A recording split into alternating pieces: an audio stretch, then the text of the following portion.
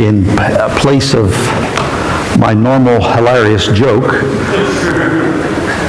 I want to talk to you a little bit about one of the most ignored issues in our culture.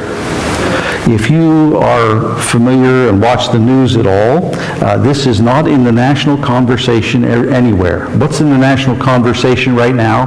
Headlines, heat, right? Heat. It's hot in the South.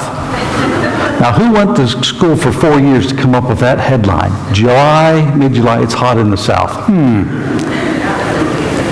Here's the real story. The record sale of antidepressants, antipsychotic, and muscle-relaxing prescriptions in America. And I know why, especially in Crawford County. That's right, this is funny. Walmart reorganized their store. Have you been there? Have you seen people? I mean, it's like you drop people into an alien world. Nobody knows where to go or what to do. There's more confusion among the employees than there was at the Tower of Babel. Yeah. And productivity of the American worker in the United States has plummeted because when somebody goes to Walmart to get a AA battery, it takes them 8 hours to find them. Lost a whole day's work. Yeah. Last week, we talked about Jacob and Jacob's experience over the course of his life, how he had a poor start, and he created some of his own problems, right? What he did created some of the issues of his life. But there came a point where he responded to God, and he finished well. That means there's hope. There's hope for people who have gotten their life into a mess with God and with others. There's hope. Today I want to talk to you about a different man's experience. This gentleman was born into a dysfunctional family as well, but his family was well-to-do. He had every advantage. He had every advantage that a young man could want. He was favored by his father over the rest of his family, and yet that turns out in the end to be a disadvantage. He had a relationship with God, so much so that God showed him what his future would be. But before that could ever materialize, he becomes the victim of human trafficking by his own family. He's falsely imprisoned for a crime he did not do. He's forgotten in jail by his friends. And then in an instant, his life changed just as dramatically forever. You know I'm talking about Joseph. And by the way, this will conclude the series on Genesis. Last message from this book at this point in time. Here's Joseph. He is just trying to be faithful to God, right? He's living with integrity, and this downward spiral of events happens to him. The difference between him and his dad is Jacob creates his problems. And some people in the world, they bring it on themselves. But Joseph, not so much. Things happen to him, right? He seems at times to be minding his own business, and boom, he gets slammed again. That's Joseph. I want to cover with you 6 unspoken lessons, right? They never are directly mentioned in the text, but we see them, and we see them in his life. These lessons that he learns. The first one is this. He learns humility as well as humiliation. Humility and humiliation. You remember Joseph had dreams. God gave him dreams and showed him that his brothers would one day bow before him, and so would his mother and father. And he shared those dreams, which he probably shouldn't have. So if God gives you some kind of great dream that involves other people, and if unless he tells you to share it, it might be a good idea to keep that under your hat until he fulfills it. The moment he does, he loses all control of life. He goes from being a free man, a favored son, to being a slave. He is forced to serve as a felon. He's humbled and humiliated, all in the same series of events. And you will notice Joseph never brings up the dreams again. Never. Or we see them fulfilled, but Joseph doesn't talk about them anymore. Why? He doesn't need to. These are things that are in the hands of God. So there's no more dream talk from him. What does he do? He winds up serving other people.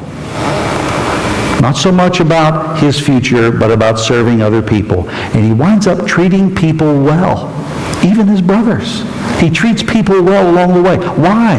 He has experienced humility and humiliation. He knows what it is to be at the bottom through no fault of your own. And he understands how people can get in some places that they never should be. And so he understands, and he responds well to people. He responds well in that jail, and he responds well as a leader in Israel, and he responds well to his brothers who trafficked him. In short, Joseph learned to walk humbly with God. Valuable lesson, isn't it?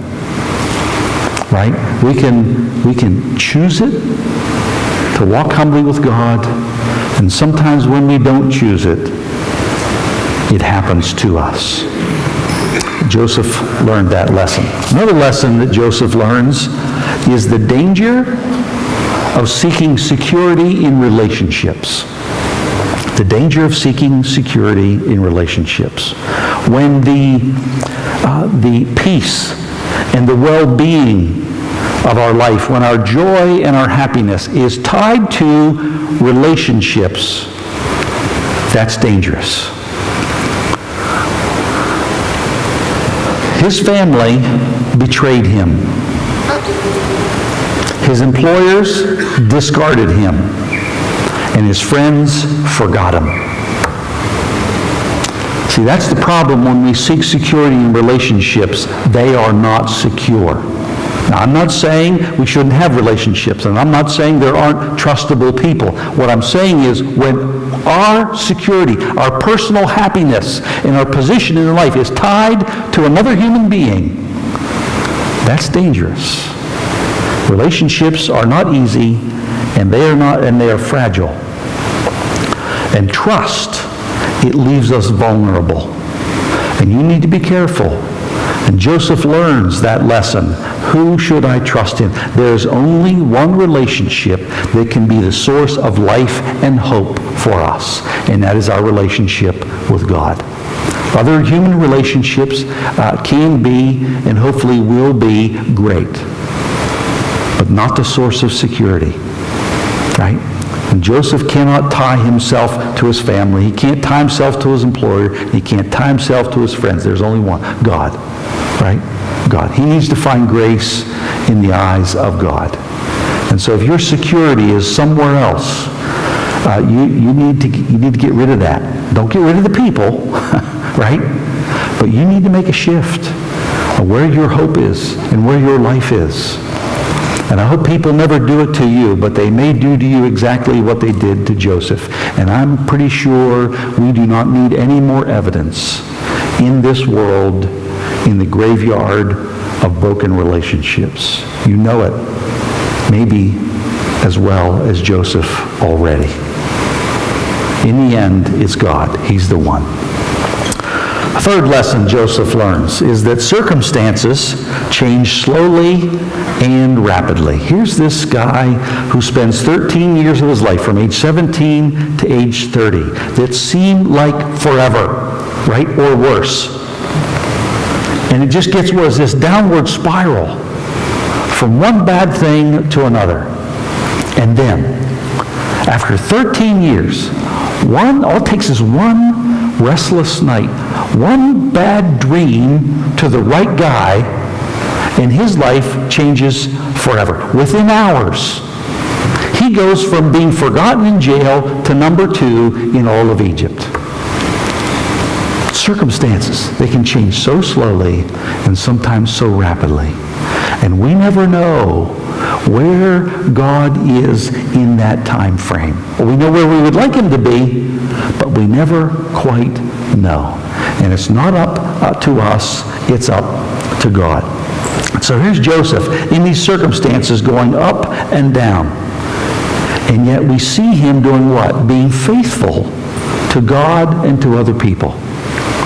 Nobody ever complains, that Joseph is a bum. He's a lousy worker, right? He gets in, the going gets tough and he just quits. Never said or seen in Joseph, right? When he goes to serve in Potiphar's house, he serves so well that he gets promoted. And when he gets lied about and falsely imprisoned, he serves so well, he gets promoted. So he's always faithful in the mundane stuff and in the stuff that isn't fair. He's faithful in what is mundane and not fair. Now that's not easy to do, right? Because what happens when something's not fair? What do we want to do? I'm out of here. Nobody's treating me like that. How about the mundane? Oh, same thing. Monday through Friday. Blah, blah. Joseph is faithful, right?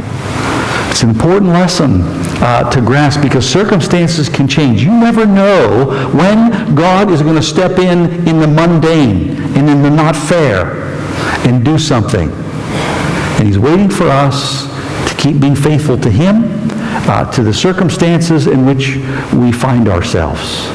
And you just never know. If you say things will never be different, maybe they won't, but maybe they will. And maybe it's only one dream away from happening.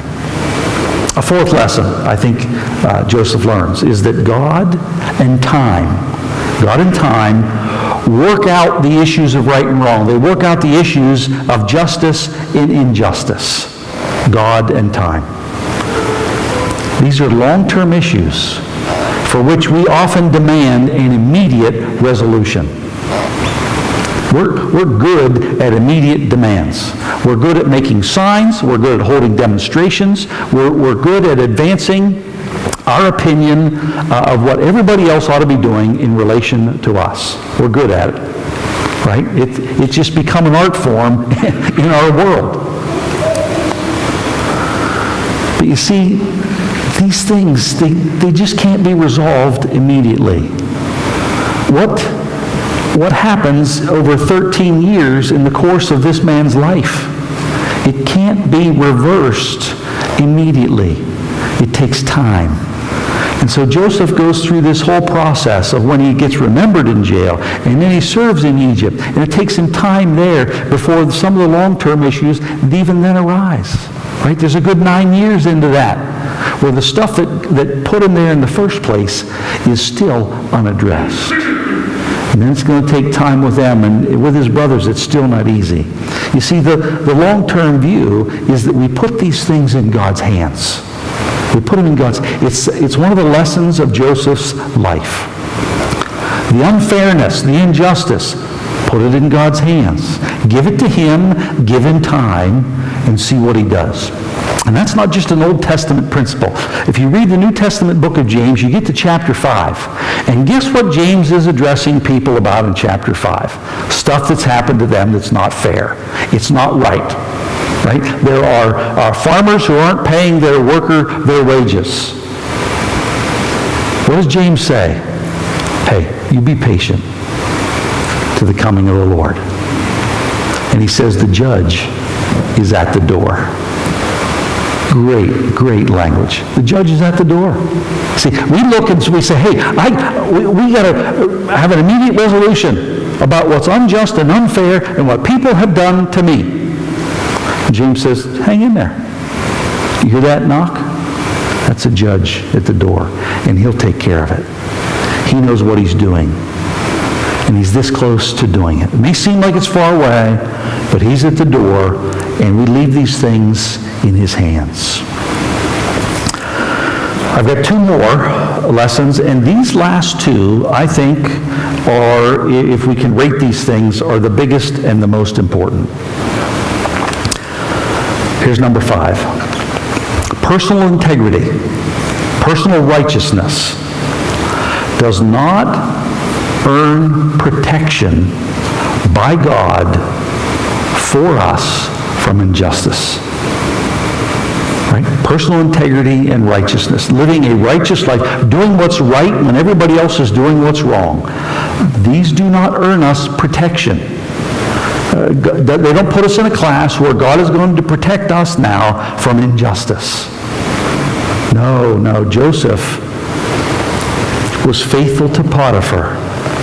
He was faithful to Potiphar's wife by refusing her come on.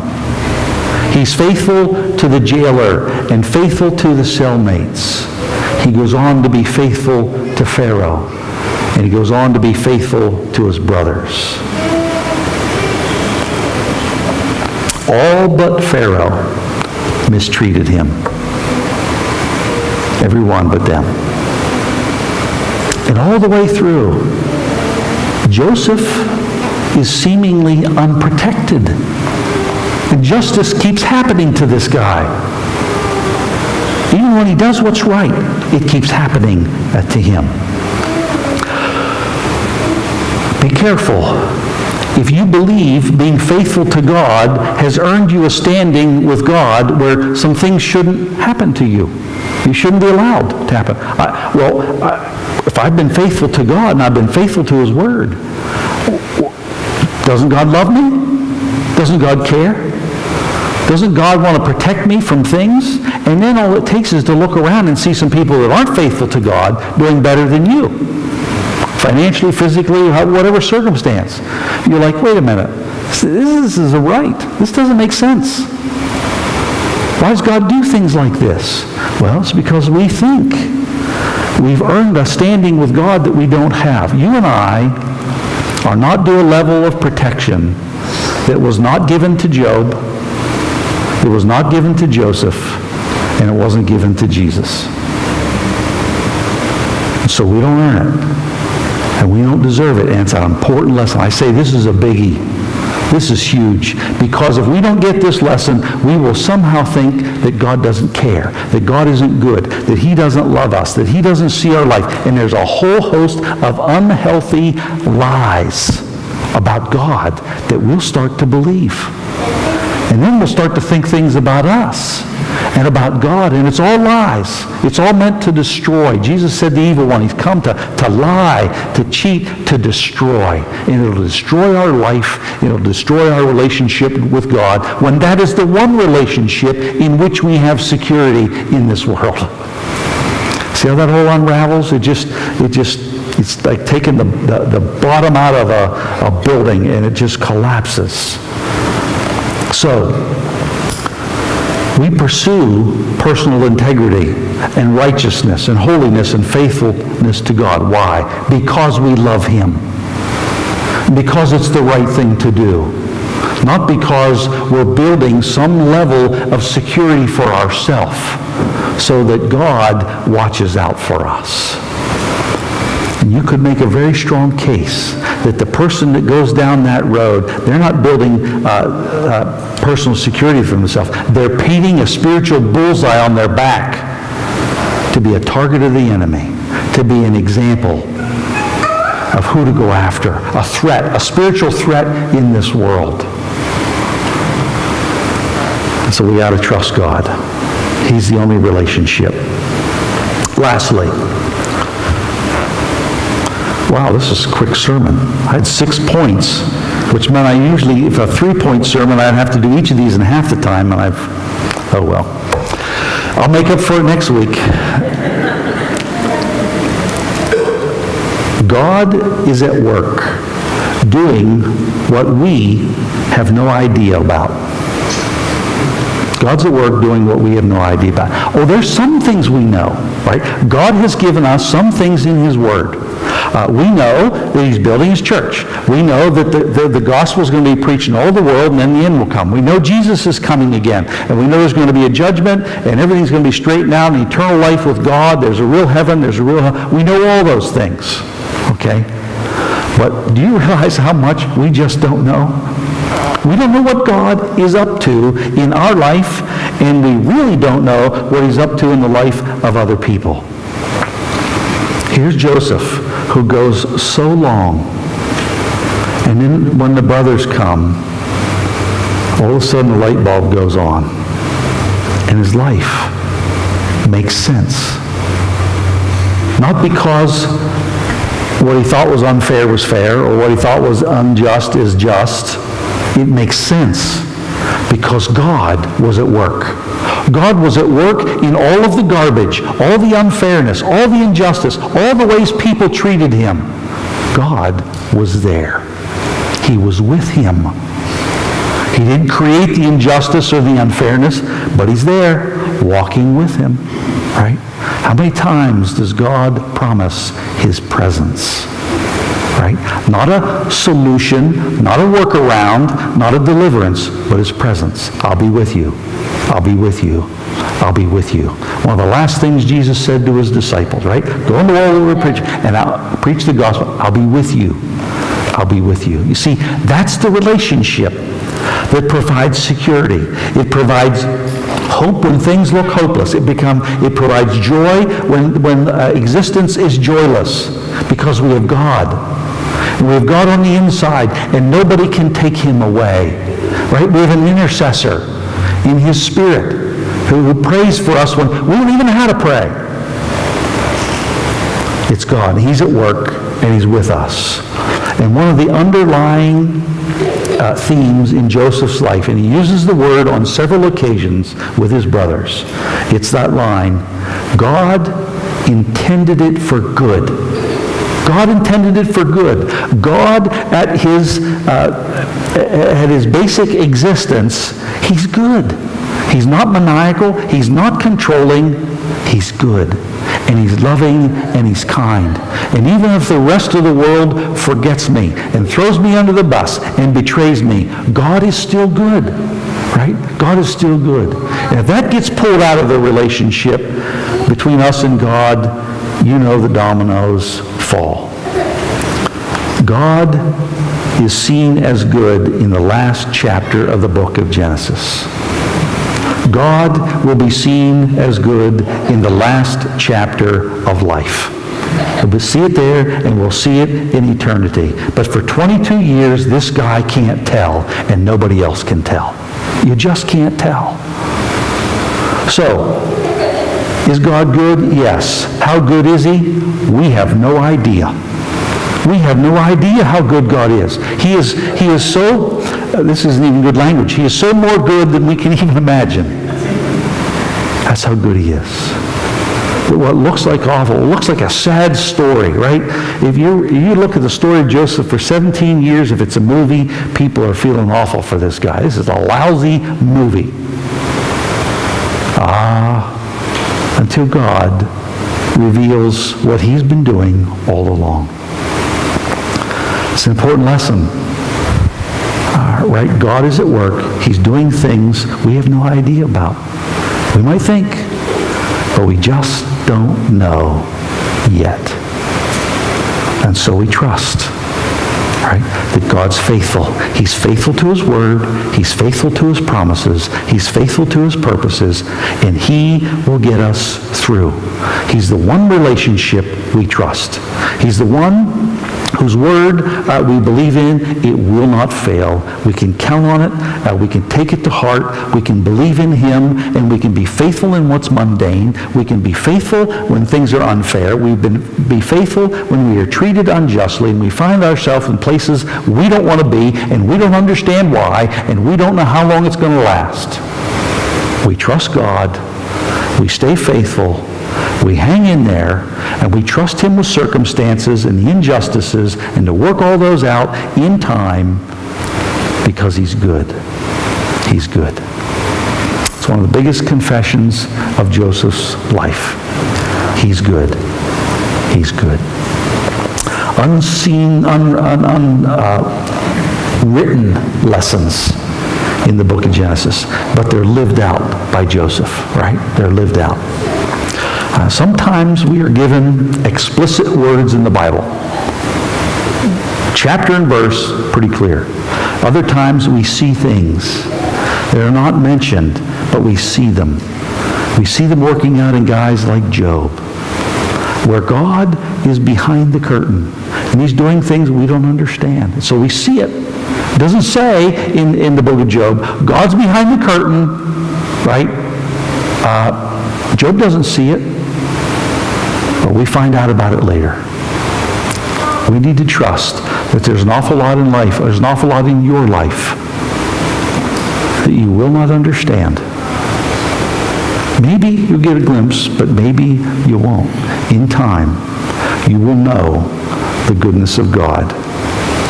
And so will everybody else.